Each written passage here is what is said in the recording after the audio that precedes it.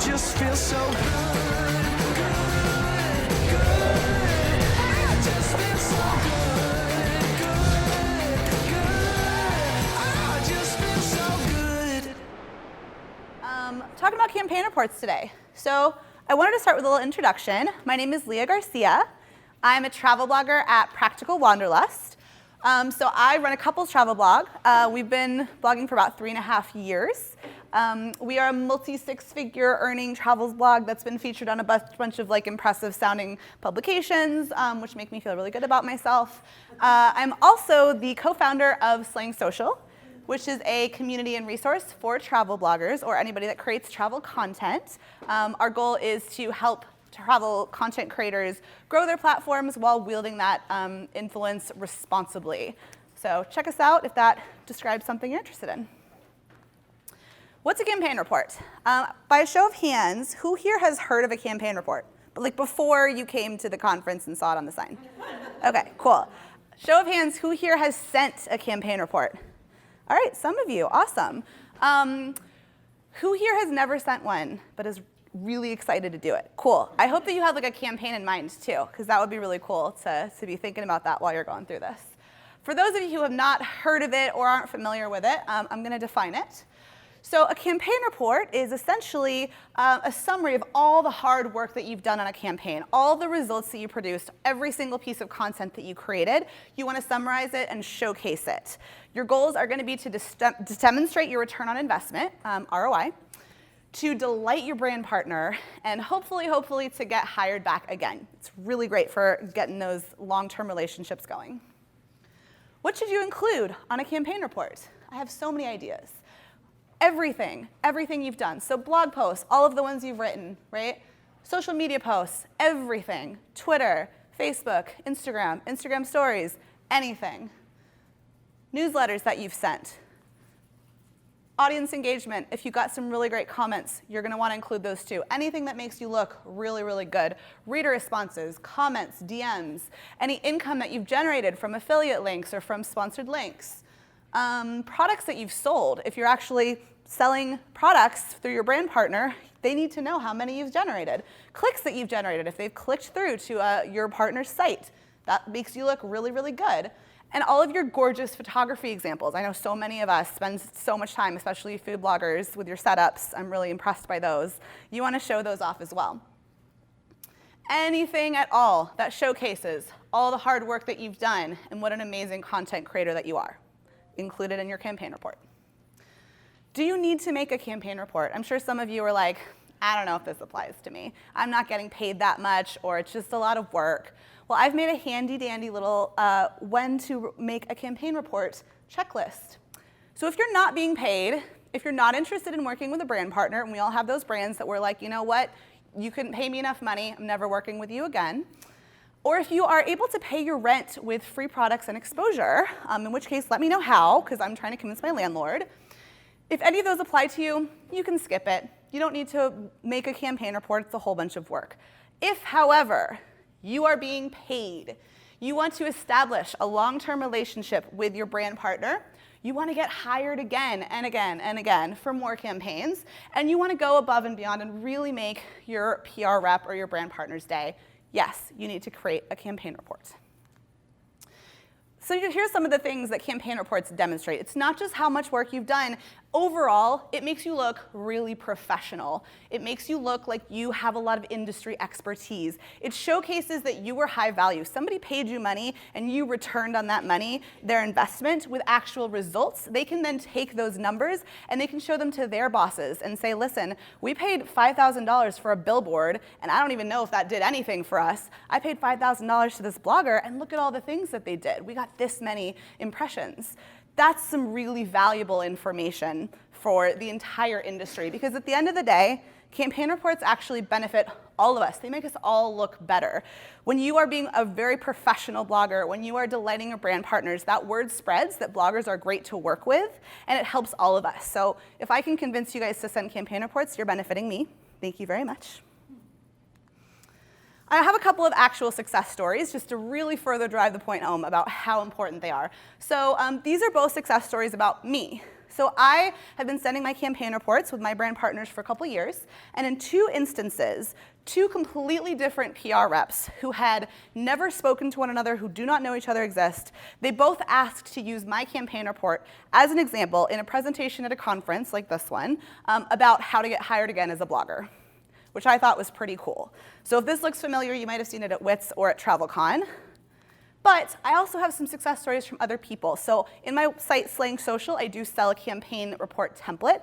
And these are 2 of the responses from people who purchased it and used it. So the girl on the left, she hasn't yet done a paid campaign. She's only doing unpaid campaigns. But she had fantastic results when she sent her campaign report to her brand partner. She was one of the only people that bothered to do it because it wasn't a paid campaign. But because she was still trying to build up her expertise, she did it, and they were so delighted with her that they'll probably think of her again for their next campaign. The one on the right, I almost don't believe. So she sent a campaign report to a paid partner of hers, and after they received it, they literally came back and gave her 500 more euros. I know it looks like I made this up to put it up here, but I swear it's true, and it's the coolest thing. So I can't guarantee that anybody will literally walk back up to you and be like, here, take more money because it was such a lovely report. But it has happened. There is precedent. So it hasn't happened to me, but there it is. So let's go over some campaign report FAQs. When should you send a campaign report? There's a lot of good answers to this. Maybe you send it immediately after all of your posts have gone live. Maybe you send a 30-day wrap report. Maybe you send it 60 days or 6 months. You could even send a couple, right? You could let them know, here's everything that I've published. I'll be in touch again in 30 days to let you know how it's doing. You might send a 1-year report. What it's going to come down to is how well you know your content and how long it takes your content to gain momentum. For me, it takes about 30 days to get that first big push. I need a whole month to do all the social promotion on a blog post. And then I need another 6 months to show the SEO benefit, right? Because I have that long-term, Google kind of traffic. For those of you that can get a quick burst of traffic with a newsletter or an Instagram post or a Facebook post, maybe it's less time for you. It doesn't matter, honestly, as long as you let your brand partner know, and if they have a different request, they will let you know, actually, we'd like your results in 2 weeks. And you can even say, fine, I'll send you some results in 2 weeks, but I'm also gonna come back in 6 months and show you that I did a really good job. How long should your campaign report be? This is, again, there's not a perfect answer. You want it to be long enough to show everything that you did. If that's 20 pages, awesome, you worked really hard. If that's 2 pages, it doesn't matter, you still worked really hard. As long as you're showing everything that you need to show and you're demonstrating all of that value that you've produced for your brand partner, there's not a right or wrong answer here. Does it take a long time to create? I'm not gonna lie to you guys, there's a reason I had 5 slides convincing you to do it, because it takes a really long time. If it was easy, we'd all be doing it already, right? Yes, they do take a long time. However, I'm gonna give you a few shortcuts that can help save you time along the process, and maybe even a few shortcuts that might be saving you the entire process. So we'll get to those in a bit. Can I just make a list in Excel? Listen, you can, all right? I'm not gonna tell you you can't. And actually, I think it's something great to send along with a beautiful campaign report with lots of photos that looks very pretty that you've designed, right? They can go hand in hand. But if you're just sending a list in Excel, it's definitely better than nothing, but you're not showcasing things like screenshots of your reader responses and your gorgeous photography. When you can send a visual, well-designed campaign report, it really does just go above and beyond. However, I will say Excel reports are really handy when your brand has hired a whole bunch of content creators and you're all producing reports, and they can kind of just pop them right into a spreadsheet and summarize everybody. So if it's something that they're like, you know what, don't send me a report because I'm gonna actually send you a form to fill out or something, that's fine, you can skip it. I know Mediavine does that with a form for their campaigns, but these designed ones, they are worth the time because they really do wow your brand partners. You really want them to take it, put it up on the screen in their next meeting in front of all of their bosses and show you as the example of what this content achieved, right? What metrics should I include? It's such a great question that I have 10 more slides about it. Before I get into that though, what is this photo? I found it on a stock photo site. I didn't understand it. I don't know, I thought it was cool. All right, moving on. All about KPIs. Some of you might be wondering, What's a KPI? That's a really good question. A KPI is a key performance indicator. It's essentially something that measures how well something did, or measures something that wasn't quantifiable. It creates a quantifiable objective for performance kind of indicator, right? Basically, it's the numbers, it's the metrics, it's the analytics, right? It's what we all look at in Google Analytics. But what it is the important ones. The ones that you really want to showcase in your brand report, the ones where you're demonstrating that you're speaking the same language as your brand partner. And those are the ones that we're going to talk about. Here are the important KPIs to know. We're going to go over each of these in detail, and I've also included them in this handy-dandy little worksheet so that you can refer to them later. I don't know if you guys ever took like a business math class where you had a professor that was like, let the numbers talk to you. I came from a fashion background, so I actually studied retail math, and they'd show us like these giant like sheets of numbers, and it would be like, let them tell you a story. That's kind of what we're going to be doing, not that much. But I want you to understand the theory behind the numbers so that when you're looking at the numbers, they make a little bit more sense to you. So let's talk about impressions. Impressions is the number of times that your content was shown. So let's say that you're scrolling through an Instagram feed, somebody's photo pops up, you don't like it, you don't do anything to it, you just keep scrolling. That was one impression. You just put your eyeballs on that photo. Now let's talk about reach. Now let's say that you kept scrolling, and then you put your phone down, and then you got bored, and then you picked your phone back up, and then you scrolled again, and you saw the same photo, and you're like, I still don't like this photo. You just got one reach, but two impressions, because your eyeballs were on that photo twice. Does that make sense? It should sound pretty familiar, because it's essentially the same thing as a page view and a unique visitor, right? So we're all pretty familiar with that, because Mediavine has like drilled it into us that sessions are what they're using, and they've explained it to us a bunch of times. So a page view is the number of times that your blog post has been viewed, which is the same thing as your impressions. And your unique visitors are the number of individual people who looked at your blog post, no matter how many times they clicked refresh, because like somebody's aunt said, oh, you know, she earns money by Mediavine ads, so if you click refresh, you'll get a whole bunch of money. That's still just one unique visitor, right? So that's the same as a reach. And because these things have so much in common, and because theoretically they are the same idea, you can add them together in your campaign report. So you can combine your page views and your social impressions to get your total impressions, the total number of times that somebody's eyeballs looked at content that you posted. And your unique visitors you can combine with your social reach to get the total number of individual people who looked at your posts, okay? Let's talk about engagements. An engagement is any time somebody interacts with your content. So let's say that person who's idly scrolling by in their Instagram feed, if they click like, that is an engagement. If they leave you a little comment, that's an engagement. If they repin your pin on Pinterest, that's an engagement, right? It's any time that somebody is doing more than just idly looking at your content, anything that they do to interact with it is an engagement. Your engagement rate is the percentage of the people who saw that post who also engaged with it, okay? So it's always expressed as a percentage. And we're gonna get into a little bit of math. Actually, it looks like a lot. I promise it's not that much. So in order to calculate your engagement rate, your engagement percentage, right, you need to divide your total engagements by your total reach, and that's going to give you your engagement percentage. I really like having specific examples with numbers, so we're going to walk through a little math equation together, okay? So this is a post that I created for a campaign that I actually got through Mediavine, and you can see at the top here, these are all engagements, right? So I've added up all of my engagements up here, right? I added up my likes, my comments, my sends, my saves, and I got 1218 total engagements. Then I took that and I divided it by my reach. My reach is right here. It's even labeled reach, so you can find it really easily. I divided all of my total engagements, 1218, by my reach, which was 6358, on my little calculator, and I got 0.1915. Then I had to make it into a percentage, so I multiplied it by 100, and that gave me my engagement rate, 19.2%. I know it seems like a lot of steps, but when you actually start looking at your content, hopefully it'll start to make more sense once you're putting it into practice. I have good news. There's no more math after this slide.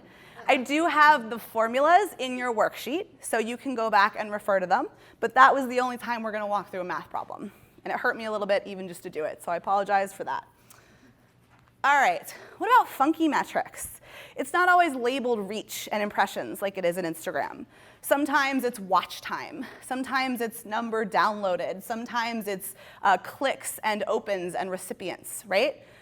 So it's kind of different for every creator. I wanted to give you like industry standards, but the more people that I asked, the more I realized there actually kind of aren't. Some people calculate things differently for different kinds of content, and some PR brands calculate it different than some content creators. So what it's really going to come down to is you understanding the meaning and the theory kind of behind those metrics that we just talked about, behind those KPIs. You want to know how many times was your content seen, by how many people, and how many of them interacted with it. Whether that's how many people watched your YouTube video, how many people opened your newsletter. You want to translate all of those things into these 3 metrics, which are what we just talked about, right? Engagement rate, impressions, and reach. Okay? When in doubt, when you have a funky metric that you're not really sure how to calculate, I would just like disclose it somewhere on your campaign report. This is an example. This is what I do. I don't fully understand how I should be calculating my Instagram stories. Some people only count engagement as the number of replies that they got or the number of swipe ups that they got. Some people think of it as like, you know what, if somebody's watching an Instagram story, they had to make a conscious decision to do that. It didn't just appear to them. That seems like an engagement. So because I'm not sure how that calculates properly in my engagement rate, I just put a little asterisk under my engagement rate. And I say, I put those in my impressions, but I didn't include it when I calculated my engagement rate. Also, for this particular one, it was beyond the 30 days that my Pinterest stats would be available. So I just let them know, like, those aren't in my totals, because they would be really low, okay? You can just be honest with it. It's okay that you're not, doing exactly the math that they want you to do. They'll let you know if they need you to recalculate something. This I'm not going to go over in detail. It is in your worksheet, but it's just a little shorthand of where to go to get all of the KPIs that we just talked about and how to find them all. Let's talk about putting everything together. Now that you've got all your KPIs, all your metrics, you've got a big long list of all the content that you created for a campaign, what do you actually do with all that? How do you create that campaign report? So here are some really good tools that you can use to create a campaign report from scratch. Probably most of you have already heard of Canva. It's fantastic, it's great, it's easy. Personally, I don't use it for this purpose. I actually use Google Slides because I find it much easier to pop in a screenshot or pop in an image and make it clickable, because I like to have all of my links be clickable so that I can export it as a PDF and email that right to my brand partner. You can also use Keynote, Microsoft PowerPoint. If you are exporting it as a PDF like I like to do, I would recommend compressing it before you email it, because when you pop in all those photos, it ends up being a really chunky file. So I would use pdfcompressor.com or any other compression software. That one just happens to be free and online and easy, so that's the one that I use. Where should you start? So this is a campaign report that I created for a campaign with Visit Norway and Norwegian Airlines. And I wanted to just show all my really pretty images, including the one that Norwegian Airlines required, which was sitting on an airplane looking happy. And I kind of drilled it all down to my 3 biggest, most exciting numbers: my total impressions, my total engagement, and my engagement percentage. So I like to start with that really big, exciting number. Whatever they're gonna look at when they just quick glance at it and be like, oh hey, that's pretty good, wow. So you might do total impressions, which is what I usually lead with. I think that's usually the biggest number. You might do your total reach. You might do your engagement rate. If you have a smaller audience, engagement rate is typically much higher. Or something else that's impressive. You could do your total social shares. Maybe something went viral and you want to highlight that. You could do the amount of revenue that you generated. Maybe you're selling some really high ticket items and you sold 2 or 3, cruises or something, and that was $50,000. That's a big number. That looks really exciting. You could do click-throughs. Maybe a lot of people swiped up and a lot of people clicked through your links. You could do the number of pieces of content you produced. If you don't have these big, exciting numbers of results, you could just say, I posted 80 times for you on Instagram stories. It was so much work. That's a good number. Anything that's going to really just make you look awesome. Average time on page. If you've got engaged readerships that's spending a long time scrolling through your content, that's another really good one. okay? Here's another example. This is from a blogger called Happy to Wander. So she basically summarized it all right up here. Right at the top, she's got total number of people reached, and then she just broke it down by each platform. There's no right or wrong way to do this. You just want to put your best foot forward, okay? So now that you've got your big, chunky, exciting number on page 1, let's talk about what goes after that. I like to take a lot of screenshots. I think it does a really great job of showcasing all of my metrics, and I like it to kind of like prove, yes, I really did do these numbers. So this is just the same list that we talked about. The things that should go into your campaign report, take some screenshots of them.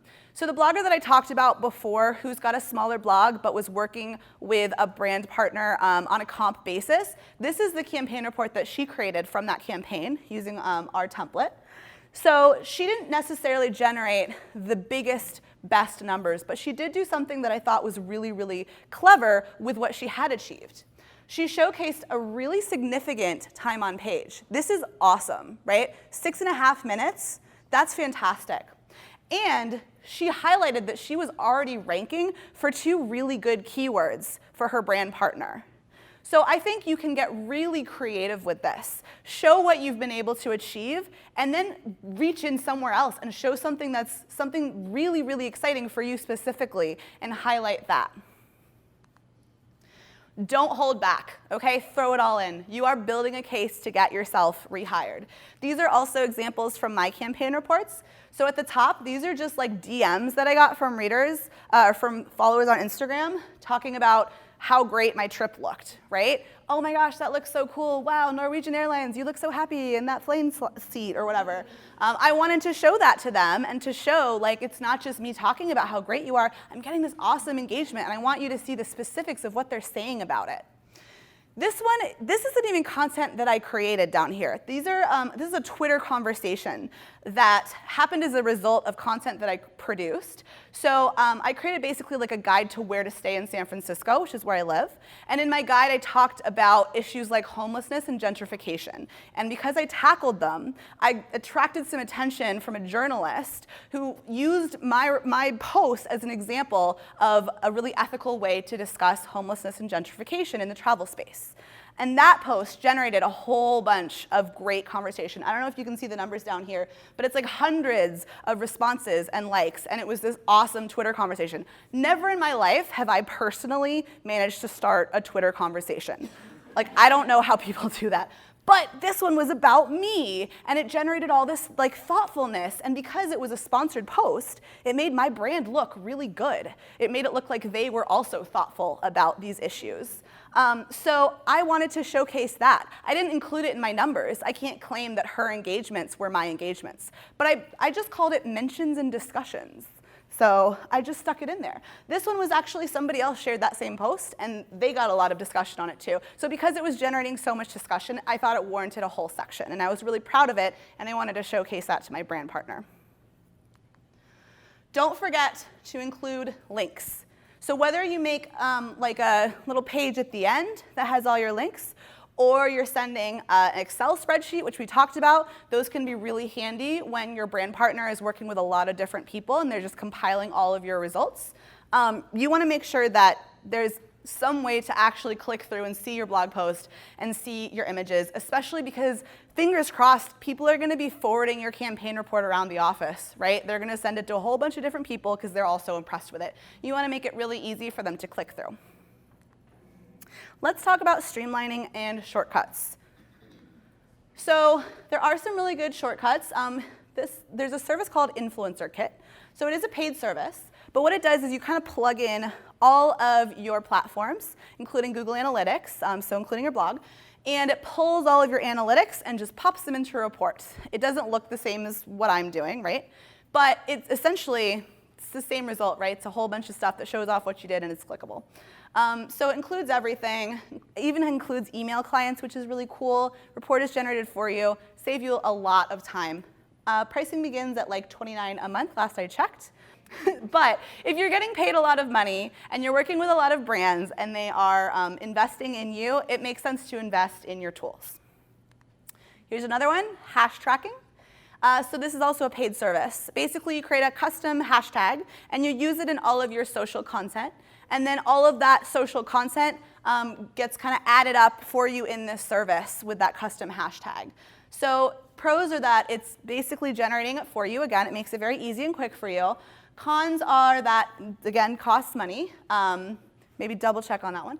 And you get, you'll have to use that custom hashtag for every single thing that you post. So it's not gonna work necessarily for people that are primarily on blogs, but if you're posting a lot on social, especially if you're running a campaign with multiple different people participating in it, or you're expecting something to get shared far and wide, this is a really good way to track how far it went beyond your own platforms. I've got some more ideas to help kind of save time for you. So you can compile all of your posts as you're making them in something like Flipboard or Mix. You could even make a Pinterest board if you wanted, but I really like these two options because they're easy to just share to somebody else, right? You can just send that link along and say, look, here's all the links. But it's just a nice way to like kind of bookmark them all for yourself when you're going to make your report. You could just create that spreadsheet, drop in all your links as you post, add your metrics, boom, that's done. You can send it along with your report. I'm telling you like these like pre-work ideas because I typically do not do them, and then I spend hours tracking down all of my social media posts, and it takes the most time, and I do not recommend doing that. Don't be me. Here's another idea. Sync all of your Instagram stories automatically to download to your phone when you post them, and then automatically sync them up to the cloud so that they're all already in the cloud. I use an Android phone, so I do Google Photos with this. Then I just pop them all into a folder, I create a link to that shared folder, and I send that out along with my campaign report. I even take screenshots of my analytics in the grid before they disappear. You can't access them after they disappear. You just have to go into your archive and swipe up. But having like all of your screenshots in one place, I include also screenshots of DMs on Instagram, so it's just like one big Instagram stories album that I send out.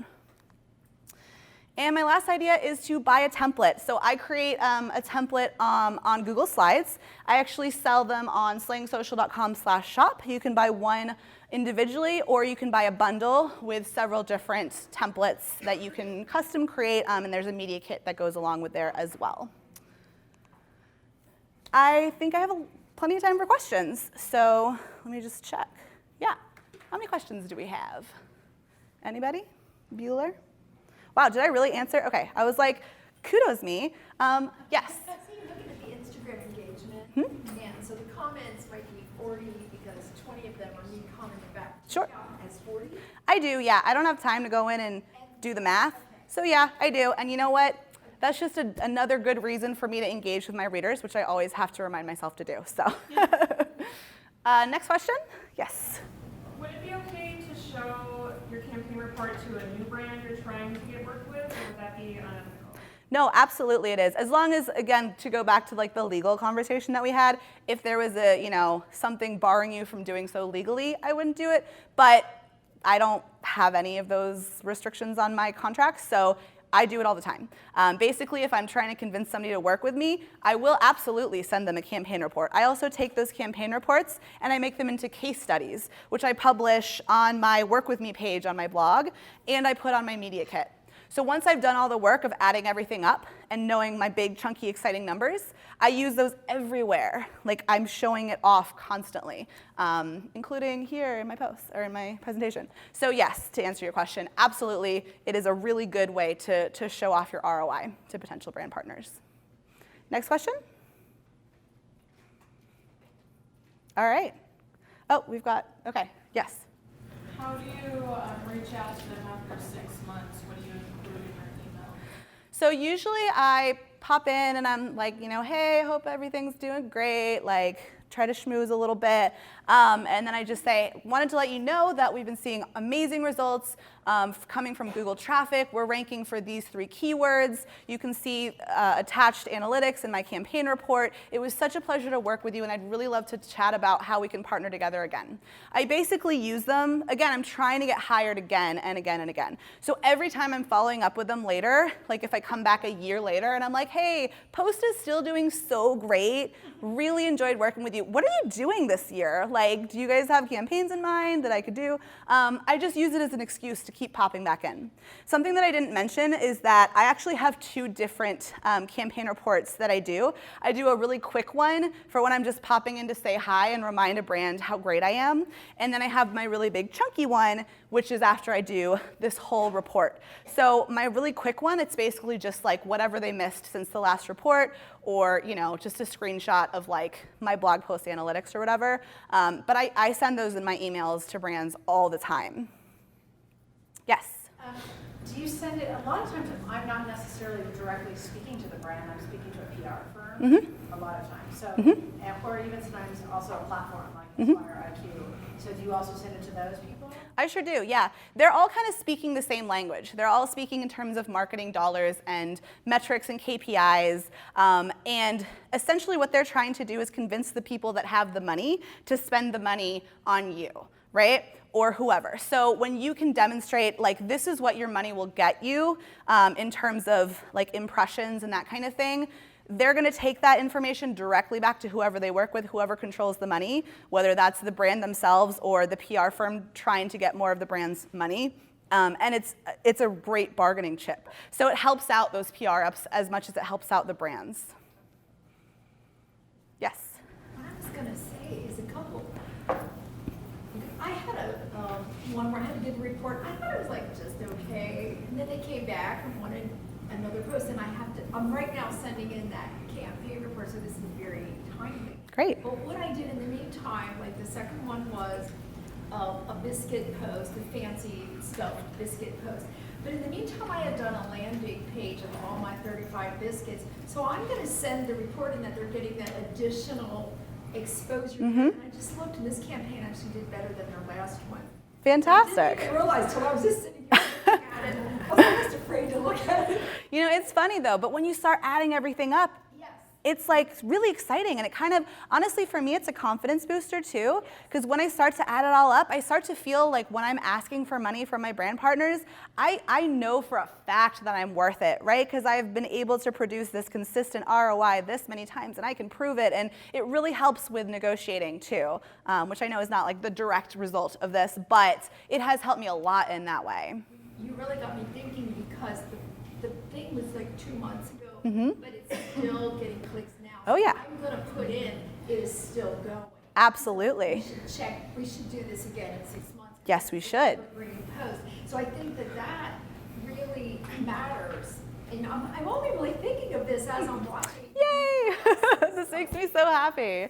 Yeah, definitely. We have such long-term benefits as bloggers, right? We're not just necessarily a quick shot on Instagram and then it's gone. We are so much more powerful than a billboard where you can't even measure how many impressions there are. You can just estimate, right? Or a TV ad. We have so much detailed analytics that we can share that demonstrate like how valuable we are. And so when you start to put that down on paper and send it out, that word does spread. And like I said, like we really do, we all rise when we do that. We are all lifting ourselves up and proving that blogging and content creating is really valuable and deserving of marketing spend. To get on my soapbox a little bit.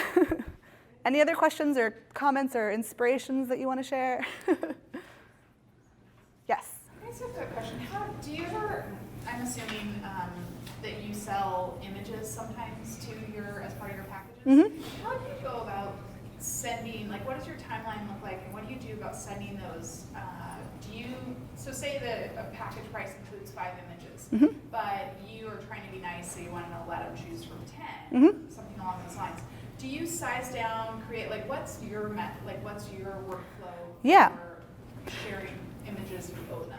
So yeah, I size them down. Essentially, I use the small ones that I put on my blog that are compressed and small for fast loading and SEO purposes. I throw them into a Dropbox, and then I send it to them, and I let them comment on the ones that they like, and they can then pass that around the office, and everybody can make their comment on which ones they like. And then when they've chosen the ones that they want, sometimes it's more than 5, and I'm like, oh, that's great. I'm going to charge you for that extra one. Or sometimes I'm nice, and I'm like, you can have it, because let's work together again. And then I upload the really big chunky files, and I put them in a different Dropbox folder for them. And the reason why I use Dropbox is because it doesn't compress for you. It has the space, especially if you pay for the pro version, to let the files be really, really huge. So that's why I use Dropbox. Yes. How do you handle long-term campaigns when you do your campaign report? Like, do you send one? So I did a year-long report or year-long campaign, and there were 6 different blog posts within, and I sent them a 30-day campaign after each one, and then the last one at the end of the year, I sent like a big long report. But then obviously the one that I posted first, that was a year old, was like super impressive, and the one that was 30 days old was like, Yeah. not quite as impressive. Like, how do you handle like just the different timeline?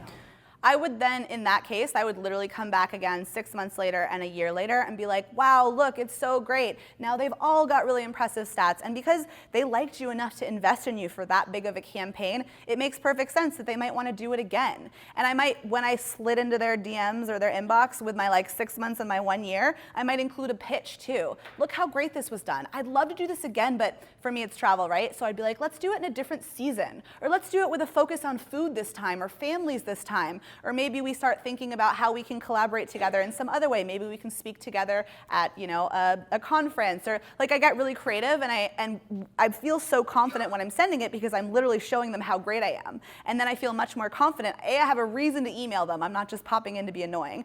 And B, I know for a fact that what I've done has value, and so I feel really confident in like asking for something more. I don't know about you guys, but my pitches take a lot of confidence. So this is so helpful for me to like remind myself and kind of like gear myself up for hitting send.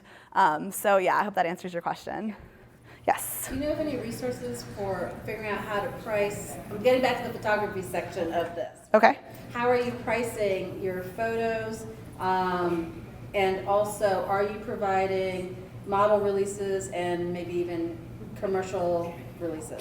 So my photos, since they're all travel, are all of me and my husband. So model releases don't apply to that. And I own all the photos myself because I've taken them all myself. So for me, it's a pretty simple licensing agreement, right? I'm essentially selling them the usage for, like, maybe it's unlimited usage, and typically it is. Typically for me, a brand wants unlimited, lifetime, unrestricted usage to do whatever the heck they want with it. So, which of course costs more. But I typically put that on my invoice and I let them know, I'm giving this to you to do whatever you want with, but I'm still going to own, like you want in your license, you want to say that I still own the copyright to this photo so I can sell it as many times as I want, but you can't because it's mine. But you can put it on a billboard, you can do whatever you want with it. In terms of pricing that, I like to look at photography sites. They have some really good resources, so like a Getty Images, something like that. They usually have a calculator for that. I typically price mine lower because I'm not a professional photographer. I don't have necessarily a professional photography setup. So I price mine a little lower, and they know that the quality is a trade-off for the price for them. It's going to be very expensive for them to purchase, you know, a professional commercial photographer and be able to buy all those things that you just mentioned, versus me saying, well, I consented to be in the photo because it's a photo of me, and I took it, and I'm saying I can sell it. So I hope that answered your question. Cool. Okay, what else? All right. If anybody thinks of anything, come find me. I know we're about to all go out into the wilds of Austin, but I'll be at the party tonight. So I hope that was helpful. Thank you so much.